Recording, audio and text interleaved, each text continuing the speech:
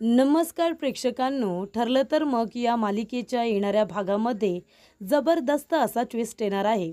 तर प्रेक्षकांनो, इथे आता रविराज काका आणि प्रतिमा या दोघांनी प्रिया आणि अश्विनच्या लग्नाला नकार दिलेला असतो आणि त्यामुळे प्रिया पुन्हा एकदा तोंडावरती पडलेली असते आणि त्याचबरोबर प्रतिमाने पुन्हा एकदा महिपतला बघितलेलं असतं आणि महिपतला बघितल्यानंतर प्रतिमा खूपच जास्त घाबरते। त्यामुळे रविराज काका स्केच आर्टिस्टला बोलावून इथे त्या व्यक्तीचा चेहरा स्केच करण्यासाठी सांगतात, ज्या व्यक्तीला बघितल्यानंतर प्रतिमा खूपच जास्त घाबरते आणि स्केच आर्टिस्टने तो चेहरा तयार केल्यानंतर इथे तो व्यक्ती जो तयार झालेला असतो तो असतो महिपत शिखरे। त्याचं स्केच तयार करण्यात आलेलं असतं। त्यामुळे इथे रविराज काका प्रतिमाला विचारतात की ह्या व्यक्तीने तुझ्या चेहऱ्यावरती जळकं लाकूड मारलं होतं का? तेव्हा प्रतिमाने 22 वर्षांचा खुलासा त्यांच्यासमोर केलेला असतो आणि त्याच्यामध्ये महिपत गुन्हेगार आहे हे नाव समोर आलेलं असतं। त्यामुळे रविराज काका आणि घरातल्या सर्व लोकांना खूप मोठा धक्का हा बसलेला असतो। तर इथे प्रेक्षकांनो, कशा पद्धतीने रविराज काका आणि प्रतिमा दोघेजण अश्विन आणि प्रियाच्या लग्नाला नकार देतात आणि त्याचबरोबर इथे महिपतला बघितल्यानंतर कशा पद्धतीने प्रतिमा त्या घाबरतात, आजच्या भागामध्ये सविस्तरपणे आपण बघूया। तर प्रेक्षकांनो, आपण बघितलं की इथे 22 वर्षांपूर्वी महिपतने काय करामत केली होती। तर नागराजच्या नादाला लागून त्यांनी रविराज काकांच्या गाडीचा अपघात केलेला असतो आणि त्याचबरोबर जेव्हा त्याला कळतं की प्रतिमा त्या जिवंत आहेत, त्यावेळेला जळकं लाकूड घेऊन त्याने प्रतिमाच्या चेहऱ्यावरती मारलेलं असतं। त्यामुळे तिच्या चेहऱ्यावरती खूपच जास्त आता इथे वाम उठलेले असतात। तेव्हा इथे प्रतिमा जेव्हा जेव्हा महिपतला बघते तेव्हा ती खूपच जास्त घाबरत असते। मागच्या वेळेला सुद्धा एकदा तिने महिपतला मार्केटमध्ये बघितलेलं असतं आणि तेव्हासुद्धा ती महिपतला बघून खूपच जास्त घाबरलेली असते आणि एके दिवशी रस्ता क्रॉस करत असतानासुद्धा पुन्हा ती इथे महिपतला बघते आणि खूपच जास्त घाबरते। तेव्हा तिने त्याचा स्पष्ट चेहरा बघितलेला असतो आणि त्यामुळे इथे रविराज काकांना जेव्हा ती सांगते की तिच्या चेहऱ्याची अवस्था करणाऱ्या व्यक्तीला तिने बघितलेलं आहे, त्यामुळे इथे रविराज काका आता तिला विचारतात की नक्की तुझा चेहरा खराब करण्यामागे कुणाचा हात आहे आणि का, हे तू सांगू शकशील का? तेव्हा ती म्हणते की त्याचा हेतू काय होता मला माहिती नव्हतं, पण माझ्या चेहऱ्याची अवस्था करणारा व्यक्ती त्याला मी पाहिलेला आहे। तेव्हा रविराज काका म्हणतात, मग तो व्यक्ती कोण आहे हे तू मला सांगशील का? तेव्हा प्रतिमा म्हणते, हो सांगेन ना। तेव्हा इथे रविराज काकांनी आता स्केच आर्टिस्टला बोलावण्याचा निर्णय घेतलेला असतो। त्याचबरोबर प्रेक्षकांनो, आता लवकरच महिपतचा चेहरा हा त्यांच्या समोर येणार असतो आणि इकडे तर प्रियाला आता अश्विन बरोबर काही करून लग्न करायचंच आहे। म्हणजे आता अर्जुन बरोबर लग्न नाही झालं, पण अश्विन बरोबर लग्न करून तिला तिचं आयुष्य आता स्थिर करायचं असतं। कारण प्रिया घाबरलेली असते, साक्षी तर जेलमध्ये गेली आहे आणि त्याचबरोबर आता महिपतसुद्धा लवकर जेलमध्ये जाईल, कारण तो ज्या पद्धतीने इथे चुका करतोय, जेव्हापासून साक्षी जेलमध्ये गेली आहे तेव्हापासून तो इतका चिडला आहे आणि त्या नादामध्ये तो इतक्या चुका करतोय की इथे अर्जुनला त्याच्या विरोधामध्ये असे काही ठोस पुरावे मिळतील आणि त्याने तो सिद्ध करेल की साक्षीनेच विलासचा खून केला आहे आणि त्याच्यामध्ये महिपत शिखरेने सुद्धा जेवढे काही गुन्हे केलेत, खून केलेत, लोकांच्या जमिनी इथे स्वतःच्या नावावरती करून घेतल्यात, ह्या सगळ्या केसेस आता अर्जुन बाहेर काढेल आणि त्याचबरोबर महिपतला सुद्धा जेलमध्ये टाकेल। एकदा का महिपत जेलमध्ये गेला की नागराजचं नावसुद्धा पुढे येईल, त्यामुळे नागराजसुद्धा आता लवकरच फसणार आहे असं प्रियाला वाटत असतं। त्यामुळे प्रिया या सगळ्या झंझटीपासून स्वतःला दूर करण्याचा प्रयत्न करत असते आणि म्हणून ती विचार करते की अश्विन हा साधा भोळा मुलगा आहे, आपण जसं बोलू तसं तो वागेल, म्हणून त्याच्याबरोबर लग्न करून तिला आपल्या आयुष्यामध्ये आता स्टेबिलिटी आणायची आहे आणि म्हणूनच ती जबरदस्तीने जणू काही अश्विनला आता ब्लॅकमेल करून त्याच्याबरोबर लग्न करण्याचा निर्णय घेते। त्याला ती पूर्णपणे इमोशनल ब्लॅकमेल करून ठेवते। ती म्हणत असते की बघितलंस ना, अर्जुनने माझ्याबरोबर लग्न नाही केलं, पण आता माझ्याशी कुणीच लग्न करणार नाही, मग मी जगून काय करू, मी जीव देते। तेव्हा अश्विन म्हणतो, असं काही करायचं नाही, जीव कशाला द्यायचा, दादानी लग्न केलं ना सायली वहिनीबरोबर, तो त्याचं आयुष्य आनंदाने जगतोय, मग तू काय इथे असंच थांबायचं, तू सुद्धा तुझ्या पुढचं आयुष्य चांगल्या पद्धतीने जगलं पाहिजे। तेव्हा प्रिया म्हणते, पण माझ्यासारख्या मुलीबरोबर लग्न कोण करणार, मला जज न करता? अश्विन म्हणतो, मी आहे ना, मी लग्न करेन तुझ्याशी। आणि अश्विन आणि प्रिया दोघेजण कल्पनाला पूर्णाजीला समजावतात, प्रताप काकांना इथे सांगतात. सगळ्या जणांनी आता लग्नाला परवानगी दिलेली असते. आता इथे सायलीच्या रागापोटी प्रियाने जसं काही लग्नाला होकार दिल्यानंतर सगळेजण एका पायावरती तयार होतात. कारण सायलीचा राग आलाय ना, मग आता काही करून प्रियाला या घरामध्ये आणायचं असं सगळ्यांनीच जणू काही निर्णय घेतलेला असतो. तेव्हा इथे ही गोष्ट अर्जुन आणि सायलीपासून सुद्धा लपून ठेवलेली असते. पण प्रेक्षकांनो, अर्जुन आणि सायलीला सुद्धा कळलेलं असतं की इथे आता प्रियाला अश्विनबरोबर लग्न करायचं आहे. कारण तिला काही करून सुभेदारांची सून होऊन त्या घरामध्ये यायचं आहे. तेव्हा इथे आता पूर्णाजी विचार करते की आता प्रिया आणि अश्विनच्या लग्नाचा विचार आपण केला आहे. पण 2 वेळा आपण इथे तन्वीचा हात मागितला होता रविराजांकडे. तेव्हा दोन्ही वेळा आपण तोंडावरती पडलोय. कारण आपल्या अर्जुनने काही तिच्याबरोबर लग्न केलेलं नाही आहे. मग आता अश्विनबरोबर आपण तिचं लग्न ठरवलंय. म्हणजे त्या दोघांनी जरी ठरवलं असलं, विचार केला असला तरीसुद्धा रविराज आणि प्रतिमा यांच्याजवळ बोलणं गरजेचं आहे. नाहीतर उगाच त्यांचा गैरसमज व्हायला नको. आणि ह्या वेळेला जर काही चुकीचं घडलं तर मात्र रविराज आणि आपले संबंध कायमचे खराब होतील. तेव्हा तिने अश्विनला सुद्धा समजावलेलं असतं की तुला मनापासून तन्वीबरोबर लग्न करायचं आहे ना. तेव्हा अश्विन म्हणतो, हो, मला अगदी मनापासून हे लग्न करायचं आहे. तेव्हा इथे पूर्णाजी म्हणते, ठीक आहे, मग आपण एक काम करूया, आपण इथे रीतिरिवाजाप्रमाणे तन्वीच्या घरी जाऊया, तिला स्थळ घेऊन आपल्या अश्विनचं. तेव्हा इथे प्रेक्षकांनो, प्रतिमाला या गोष्टीची काणीकुणी लागलेली असते. म्हणजे इथे आता अश्विन आणि प्रियाचं सातत्याने एकमेकांबरोबर असणं, एकमेकांबरोबर बाहेर फिरायला जाणं, फोनवरती बोलणं. इथे आता प्रिया सारखी अश्विन अश्विन करत असते आणि त्यांच्या घरी येत असते. तेव्हा इथे त्याच्याबरोबर वाढलेली जवळीकता ही प्रतिमाच्या लक्षात आलेली असते आणि तिला ही गोष्ट कळलेली असते की नक्कीच या सगळ्यामध्ये तन्वीचा काहीतरी इथे आता स्वतःचा स्वार्थी विचार आहे, स्वार्थी तिचा इथे हट्ट आहे. त्यामुळेच ती इथे अश्विनला कधी न भाव देणारी मुलगी त्याच्या मागे पुढे का करते. तेव्हा इथे तिचा काहीतरी याच्यामध्ये स्वार्थ आहे हे प्रतिमाला कळलेलं असतं. ती सुमनला सुद्धा म्हणते की हल्ली आपल्या तन्वीचं आणि अश्विनचं एकमेकांबरोबरचं भेटणं बोलणं खूपच जास्त वाढत चाललंय. तेव्हा इथे सुमन म्हणते, हो, ही गोष्ट माझ्यासुद्धा लक्षात आलेली आहे. आणि हीच गोष्ट आता सायली आणि अर्जुनच्या सुद्धा लक्षात आलेली असते. तेव्हा इथे सायली म्हणते की नक्की ह्या प्रियाचं चाललंय तरी काय, मला आता प्रतिमा आत्यांजवळ बोललं पाहिजे. तेव्हा सायली प्रतिमा आत्याला भेटते आणि त्यांच्याजवळ बोलते. ती म्हणत असते की प्रतिमा आत्या, तुम्ही बघताय ना, प्रियाचं जरा वागणं तुम्हाला बदलल्यासारखं वाटत नाही आहे का. हल्ली अश्विन भाऊजींबरोबर जरा जास्तच असते. तेव्हा प्रतिमा म्हणते, हो, मला सुद्धा हे कळलंय. तेव्हा इथे आता सायली म्हणत असते, प्रतिमा आत्या, तुम्हाला राग नाही येणार तर एक गोष्ट बोलू का. म्हणून मला प्रियाचा खूप जास्त राग येतो. आधी तिला अर्जुन सरांबरोबर लग्न करायचं होतं. यांच्याबरोबर लग्न नाही झालं म्हणून तिला आता अश्विन भाऊजींबरोबर लग्न करायचं आहे आणि या घरामध्ये यायचं आहे. तेव्हा इथे प्रतिमा म्हणते, पण नक्कीच तिच्या डोक्यामध्ये काही ना काहीतरी चालू आहे आणि म्हणूनच तिने हे पाऊल उचललं आहे. तेव्हा मी पुढे जाऊन बघते की नक्की तिचं काय चाललं आहे ते. वेळ पडल्यास मलासुद्धा या गोष्टीमध्ये लक्ष घालावंच लागेल, तू काळजी करू नको. तेव्हा इथे सायली म्हणत असते की अश्विन भाऊजी बिचारे साधे भोळे आहेत. या प्रियाने त्यांच्या स्वभावाचा गैरफायदा घ्यायला नको. तेव्हा इथे प्रतिमाला माहिती असतं, जी मुलगी स्वतःच्या आईला घाबरवते, इथे आगीची भीती वाटत असताना ती मुलगी स्वतःचा स्वार्थ गाठण्यासाठी काहीही करू शकते.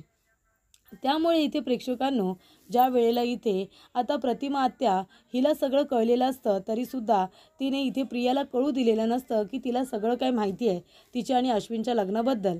पण इथे प्रतिमा आत्याने रविराज काकांच्या कानावरती या गोष्टी टाकून ठेवलेल्या असतात. पण तिने सांगितलेलं असतं की आधी आपण इथे तन्वीला काहीच बोलायचं नाही, पण तुमच्या कानावरती या गोष्टी हव्यात म्हणून मी तुम्हाला सांगितल्यात. त्याचबरोबर इथे पूर्णाजी, कल्पना, प्रताप काका, अश्विन सगळेजण आता तन्वीला इथे मागणं टाकायला जात असतात. म्हणजे तिला मागणी घालायला जात असतात, जेणेकरून इथे रीतिरिवाजाप्रमाणे त्यांना इथे दोघांचं लग्न करायचं आहे. इथे आता अर्जुनला सुद्धा दाखवून देत आहेत की बघ, मुलगी बघायला असं जायचं असतं, डिरेक्टली लग्न करून मुलगी घरात घेऊन यायची नसते. तेव्हा इथे अर्जुन म्हणत असतो की मम्मा, डॅड, मला एक गोष्ट सांगा, अश्विनला त्या तन्वीबरोबर लग्न करायची काय गरज आहे. त्याला काही कुठे दुसरी मुलगी मिळत नाही आहे का. तेव्हा अर्जुन म्हणत असतो, आणि ती मुलगी तरी अश्विनबरोबर लग्न करायला तयार कशी झाली. कालपर्यंत माझ्याबरोबर लग्न करण्यासाठी तिने किती प्लॅन केले होते तुम्ही दोघांनी बघितलेत ना. मम्मा, डॅड, तुम्ही बघितलेत ना. मग तरीसुद्धा त्या मुलीला आता तुम्ही अश्विनबरोबर लग्न करून या घरामध्ये घेऊन येत आहे. ज्या मुलीने इथे मला आणि सायलीला वेगळं करण्यासाठी प्रयत्न केले, सायलीवरती नको नको ते आरोप केले, तरीसुद्धा तुम्हाला त्या मुलीला या घरामध्ये सून म्हणून आणायचं आहे. तुम्हाला दुसरी कुठली मुलगी मिळतच नाही आहे का? की फक्त तन्वीच एक मुलगी आहे जिला तुम्ही सून म्हणून घरात आणणार आहात? तेव्हा इथे अर्जुन म्हणतो, अश्विन अरे का लग्न करायचं आहे तुला तिच्याबरोबर? तुला दुसरी कुठलीही चांगली मुलगी मिळेल. तेव्हा अश्विन म्हणतो, दादा मी आता विचार केला आहे की मला तन्वीबरोबरच लग्न करायचं आहे. तिने सुद्धा तिच्या आयुष्यामध्ये आनंदी राहायला हवं आणि म्हणूनच मी हा निर्णय घेतला आहे. त्यामुळे प्रेक्षकांनो इथे आता सगळेजण आता सुभेदार किल्लेदार यांच्याकडे गेलेले असतात इथे आता तन्वीसाठी स्थळ घेऊन. तेव्हा इथे प्रतिमा त्या रविराज काका खूपच जास्त सरप्राईज होतात आणि म्हणतात की तुम्ही सगळेजण इथे. तेव्हा पूर्णाजी म्हणत असते की रविराज आज मी इथे आलेली आहे माझ्या तन्वीला मागणी घालायला. तेव्हा रविराज काका म्हणतात, पूर्णाई हे काय बोलताय तुम्ही? तुमच्या वयेचा मान ठेवून मी तुमच्याबरोबर अजिबात उद्धटपणा करणार नाही आहे. पण एक गोष्ट तुम्ही विचारात घ्या, आता तुम्ही पुन्हा एकदा इथे माझ्या मुलीला मागणी घालायला कशा काय आलात? तेव्हा पूर्णाजी म्हणत असते की मला फक्त एक नातू नाही आहे, मला 2 नातू आहेत आणि अश्विनसाठी मी इथे तन्वीचा हात मागायला आली आहे. तेव्हा रविराज काका म्हणतात, पण हे कसं शक्य आहे? तेव्हा पूर्णाजी म्हणते, का शक्य नाही आहे? जर इथे अश्विन आणि तन्वी दोघांना एकमेकांबरोबर लग्न करायचं आहे तर आपण का नाही म्हणायचं? अर्जुनने तिच्याबरोबर लग्न नाही केलं कारण त्याला त्या सायलीबरोबर लग्न करायचं होतं.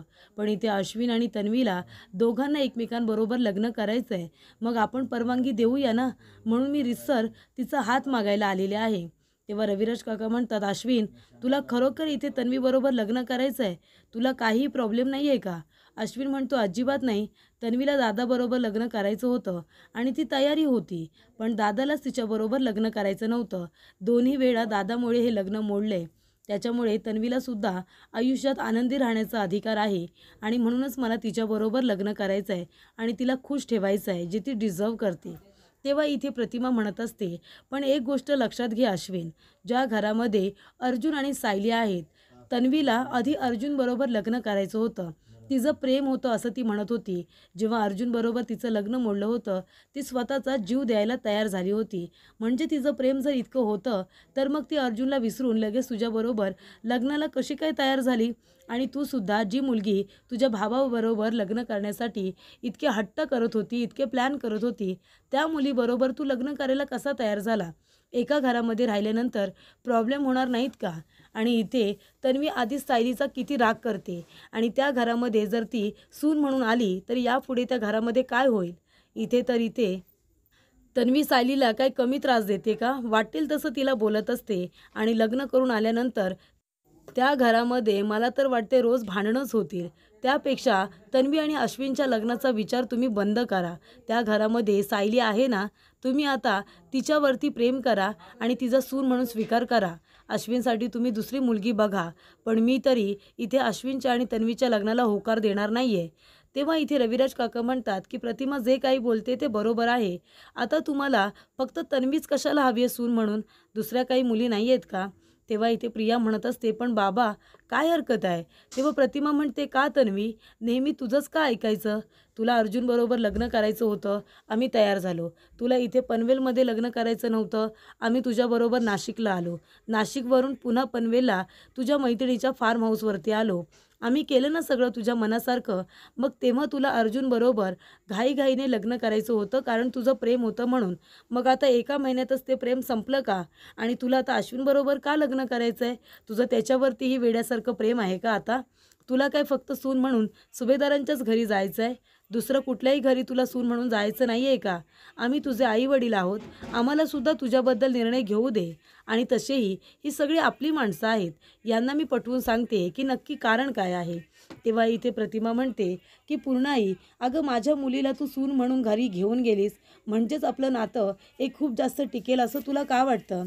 अगं तन्वीसाठी आपण चांगलं बाहेरचं स्थळसुद्धा बघू शकतो ना.